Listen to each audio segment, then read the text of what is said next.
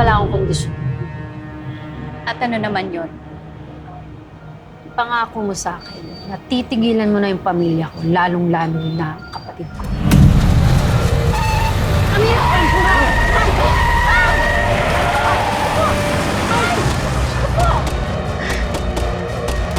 Okay ka lang? Itapo mo yung baril!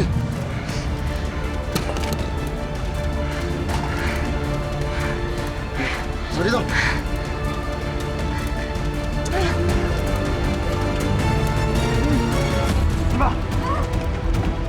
Hoy! Itawan mo ang kapatid ko!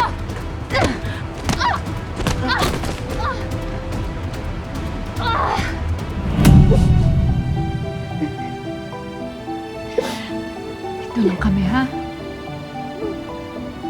Kung ano ang pinagdadaanan mo, pwede mong sabihin sa amin. Bigyan mo kami.